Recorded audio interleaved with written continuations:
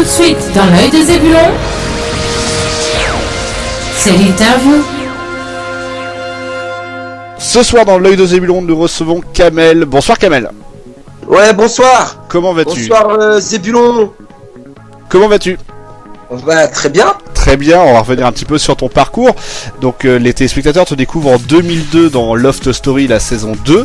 Avant, tu étais chauffeur de bus à Tours. Comment on passe de chauffeur de bus à candidat de Loft Story ? Franchement, même moi, je sais même pas. C'est Non, sérieusement, mais c'est marrant, comme quoi toutes les reconversions possibles, toutes les reconversions sont possibles. Voilà, justement, c'est ce que je voulais dire. Je pensais pas un jour faire de la télévision, me retrouver derrière le petit écran et être regardé par des millions de téléspectateurs. Donc ça fait un peu bizarre au départ, mais après voilà, on s'y fait. Hein. T'es passé par un casting ou alors on t'a casté ? Je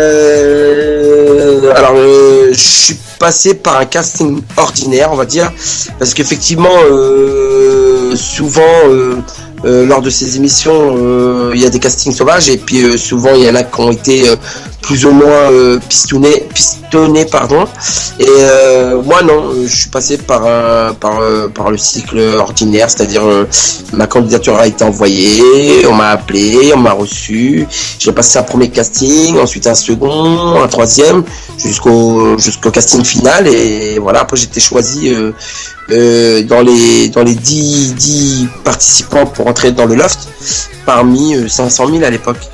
Et donc tu as choisi de faire Love Story pour le côté un petit peu vie en colocation, ou alors c'était pour tenter de se faire connaître ? Alors je t'explique, alors le côté se faire connaître, c'est vraiment pas ça. Pour être honnête, en fait le Love Story à l'époque c'était ma soeur et ma belle-sœur qui m'avaient inscrit à mon insu, c'est-à-dire que j'étais pas au courant, ils avaient appelé pour m'inscrire, et un jour je reçois un coup de fil pour me dire oui, voilà, vous avez postulé pour participer à l'émission Love Story. Voilà, vous avez un rendez-vous. En fait, c'est comme une boîte vocale en fait, tu vois. Ouais. Vous avez rendez-vous, je sais plus à l'époque, un vendredi ou un lundi, enfin en semaine, pour passer votre casting sur Paris. Ou sur Nantes, il fallait que je choisisse la ville, donc j'ai choisi Nantes, parce que c'était plus proche de chez moi, étant donné que j'étais de Tours. Et voilà, donc j'ai pas compris, et après ma belle-sœur, j'en ai parlé avec ma belle-sœur, et ma belle-sœur à l'époque c'était un petit peu ma confidente, et elle m'a dit si nous on t'a inscrit, putain génial, finalement ils t'ont appelé, etc. Et j'ai dit ouais, mais ça reste qu'un casting, et puis j'y croyais pas, et pour moi j'ai été au départ pour m'amuser, et au final j'ai fini dedans quoi. Et que retiens-tu de cette expérience dans le loft ? Plutôt une bonne expérience, ou alors certains regrettent un petit peu de l'avoir fait pour le côté après média et tout ce qui s'ensuit. Est-ce que toi tu regrettes ta participation au loft ? Alors moi je regrette pas, généralement je regrette jamais ce que je fais, parce que quand je fais quelque chose c'est mûrement réfléchi, et puis j'assume ce que je fais quoi, que ça soit bon ou pas, voilà, je l'ai fait quoi. Et non, loin de là, je regrette pas, et pour moi ça a été une sacrée expérience, c'est-à-dire vivre avec des gens dans un grand loft, différent du milieu dans lequel tu viens, etc. C'est une grosse expérience, d'autant plus que ça a été filmé, ça a été diffusé, etc. Donc non, pour moi c'est une très grosse expérience, et puis crois-moi, j'en ai appris beaucoup de cette expérience. Alors ensuite, quand on a annoncé ta venue en interview, beaucoup nous ont demandé de te poser la question par rapport au team. Est-ce que ça te suit encore cette histoire-là ? Bah écoute, j'ai envie de te dire, 10 ans après, un peu plus de 10 ans même, ça me suit toujours. Tu sais, tout récemment j'ai fait Les Anges, ensuite j'ai fait Hollywood Girl, donc la nouvelle série de script reality. On vient d'achever la 3e saison, et quand je croise certaines personnes d'un certain âge, bien sûr, parce que le Love c'était quand même il y a 12 ans, donc quand je croise certaines personnes, même pas ils me parlent des Anges, même pas ils me parlent de Hollywood Girl, la première réaction est alors, tu sais ce que c'est le team ? Que c'est vrai que les gens s'en souviennent, ça a marqué, c'est un peu le halo quoi de Nabila, et bon, en moins impact, mais c'est un peu le même style. J'ai fait une bourde, c'était marrant, les gens, ça a plus fait rire, en fait les gens se sont plus marrés que moqués, et voilà, et c'était bien. Et c'est vrai qu'on parlait, quand on a annoncé ta venue, ça parlait beaucoup plus de cette histoire-là que ce que tu as fait après, on y reviendra tout à l'heure. Ensuite, tu retombes un petit peu dans l'anonymat, jusqu'en 2011, où tu participes aux Anges de la Télé-Réalité numéro 3. Donc c'était à Miami, je crois. Non, c'était New York.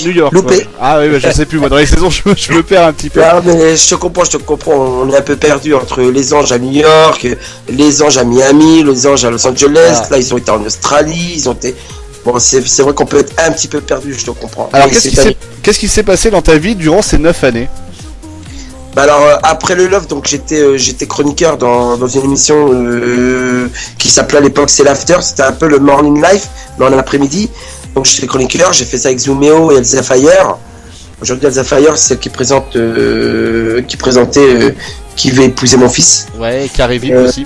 Et Zooméo, c'était celui qui était derrière les platines dans Morning Life. Qui est aujourd'hui le producteur. Plein d'autres émissions. Aujourd'hui, c'est lui le producteur des Anges. Voilà, avec Jérémy Michalak. Voilà, avec Jérémy Michalak et Thibaut Vallès.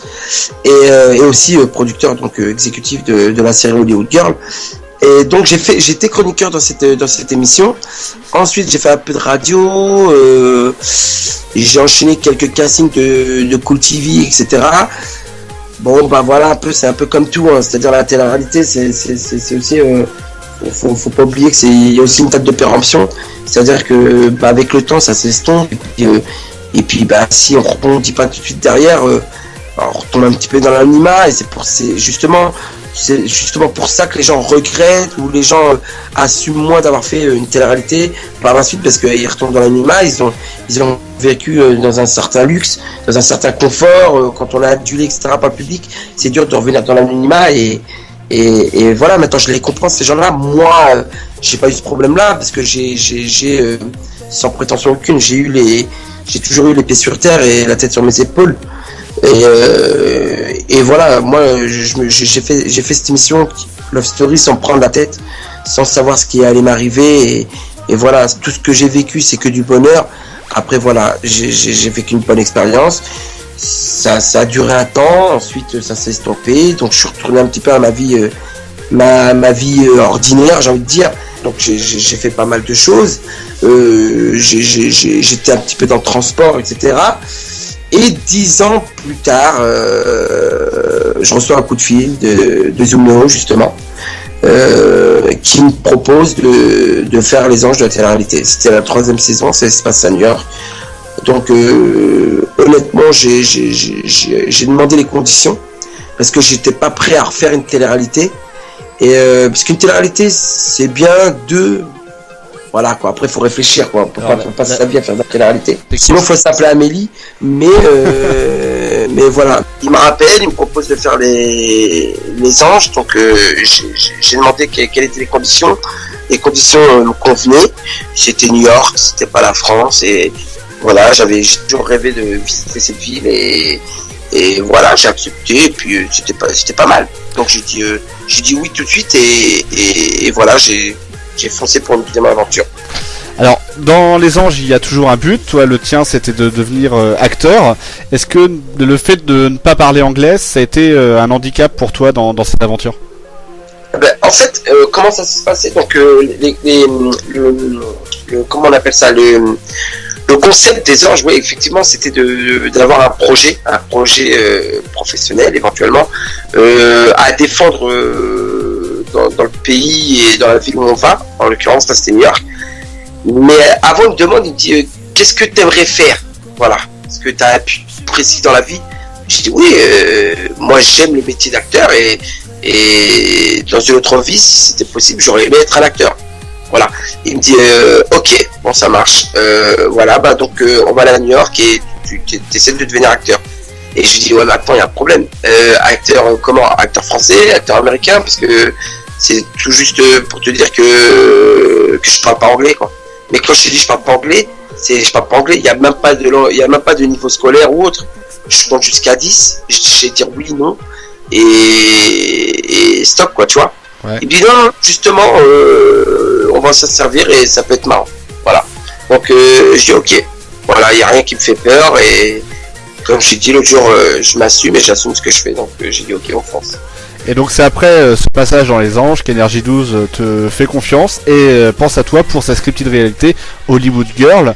Donc est-ce que tu acceptes tout de suite ce rôle dans Hollywood Girl ou alors tu as une période d'hésitation vu qu'il y a beaucoup de gens très associés télé-réalité et que du coup c'est peut-être un peu dur après de se détacher de cette étiquette télé-réalité? Non, justement, moi j'ai accepté parce que en fait ils m'ont vendu le projet comme série télévisée et non pas une télé-réalité. C'était une série de script reality, c'est un tout nouveau genre. Ça existait ça déjà à l'époque aux États-Unis avec The Hills, je sais pas si tu as entendu parler. C'était arrivé d'ailleurs sur France Télévisions avec le jour où tout a basculé, qui est à peu près une écriture différente mais dans le concept à peu près pareil. Voilà. C'est le jour où tu as basculé, c'est encore autre chose. Voilà, mais dans le concept de scripted réalité, c'était pour rejoindre la scripted réalité, voilà, c'est à peu près dans ce genre-là. Moi, je préfère le comparer à la série The Hills ou Laguna Beach qui a été tournée aux États-Unis, qui a fait d'ailleurs un carton. Mais voilà, donc j'ai dit pourquoi pas. De toute façon, ça reste de la fiction et de ça, et voilà. Ils m'ont dit le seul truc c'est que tu garderas ton prénom. J'ai il me dit voilà, tu t'appelleras Kamel dans la série comme tu t'appelles Kamel. Par contre, voilà, t'es un Kamel qui a vécu aux États-Unis, un Kamel qui veut devenir acteur et qui veut produire son propre film, etc., avec un groupe d'amis, etc. Donc on est dans le faux. Maintenant, j'ai dit ouais, pourquoi pas. On n'est plus dans la télé-réalité, on est dans une script reality. J'ai dit pourquoi pas. J'ai dit je vais tenter l'expérience, puis je vais faire la saison 1 déjà pour commencer, puis s'il y a une saison 2, on verra selon comment se sera déroulée la saison 1. Et du coup, là, vous avez tourné la 3e saison qui a été diffusée récemment sur Énergie 12. Dans la saison 3, tu veux produire ton film Yes We Kamel. Comment décrirais-tu l'évolution de ton personnage au fil des saisons? Le mec, en fait, ce Kamel, je parle comme une personne plus ça me fait un peu bizarre, mais ce mec-là, voilà, c'est un mec, voilà, il est un peu étourdi, il arrive un peu beaucoup même des galères, et voilà, c'est un mec qui a vraiment pas beaucoup de chance dans sa vie, c'est un mec qui galère, qui peine à sortir avec des meufs, à vivre une histoire d'amour. À chaque fois qu'il entreprend un projet, ça tombe à l'eau parce que il y a pas mal de choses qui viennent court-circuiter son projet. Et on voit qu'au fur et à mesure des saisons, ce mec-là quand même, il lâche pas le morceau parce qu'il a quand même, malgré tout ce qui lui arrive, et tout ce qu'il est d'ailleurs, il a quand même une qualité, c'est qu'il a une volonté. Il a une grande volonté et c'est un mec qui lâche pas le morceau, c'est un mec qui lâche pas ses rêves et il a toujours cette idée en tête de produire et de faire ce film Yes We Kamel, le premier beurre président des États-Unis, et on voit que dans la saison 3 déjà dans la saison 2 et aussi dans la saison 3 qu'il lâche pas l'affaire et qu'il fait tout pour produire ce film, donc il court après les réalisateurs, il court après les producteurs, mais voilà, c'est toujours Kamel et c'est toujours comme ça, et on voit dans la saison 3 qui se fait encore entourlouper et qui se fait voler tout l'argent du film, etc. Mais voilà, comme c'est un mec qui se laisse pas abattre, il va pas lâcher le morceau, et qu'on voit dans le film qui continue à vouloir faire son film. Lorsque tu ne tournes pas pour les Hollywood Girls, quelles sont tes activités en dehors de la série? Alors mes activités en dehors de la série, donc mes activités professionnelles sont que j'ai décidé de monter, et on m'a aussi poussé à monter sur scène, donc je m'entoure tout doucement j'essaie de composer tout doucement une bonne équipe, voilà, avec qui je travaille pour écrire et monter sur scène, faire un one man show, raconter un petit peu tout ce qui m'est arrivé ces 10-12 dernières années, en commençant par le Lost, suivi des Anges et Hollywood Girl, et faire partager ça au public dans le ton humoristique. Voilà, je pense que le public aussi ont aussi besoin de savoir comment ça se passe en dehors des caméras, et ça j'ai envie de partager avec le public. Alors, est-ce qu'il y aura une saison 4 d'Hollywood Girl? Et si oui, est-ce que tu es toujours partant pour en faire partie? Alors, est-ce qu'il y aura une saison 4 d'Hollywood Girl? J'espère que oui. À l'instant même où je te parle, j'ai pas de réponse. J'ai pas de réponse réelle de savoir s'il y aura une saison 4 ou non, oui ou non. Mais je pense que oui. Voilà, je pense que oui. On a quand même fait des bons résultats. C'était pas les meilleurs. C'était pas. Niveau audience, c'est un petit peu baissé, mais c'est très haut pour la case. Mais voilà, il y a plein de compte, etc. Mais voilà, c'est pas quand même, c'est quand même bien. Les résultats sont quand même au rendez-vous. Et voilà, je pense qu'il y aura une saison 4. Et si on me propose de continuer cette aventure, pourquoi pas? J'ai pris beaucoup de plaisir à faire ces trois saisons. Et pourquoi pas, ouais, je serais capable de renouveler cette expérience. Et enfin, dernière question, est-ce que tu as d'autres projets en tant qu'acteur ou pour l'instant ça se limite à Hollywood Girl? Oui, je suis en contact permanent avec un réalisateur qui est aussi scénariste, qui est très très très bien placé, voilà, pour sa part.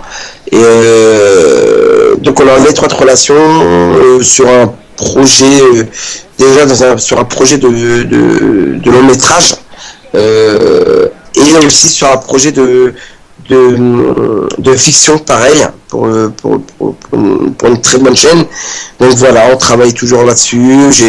J'ai rencontré tout récemment, j'ai trouvé et rencontré mon premier agent, donc de cinéma, et voilà, on travaille là-dessus. On essaie de faire les choses bien, propre.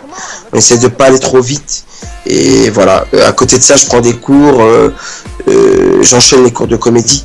Voilà, parce que c'est aussi un entraînement, et voilà, on peut pas demain se réveiller comme ça et dire ouais, je suis un acteur.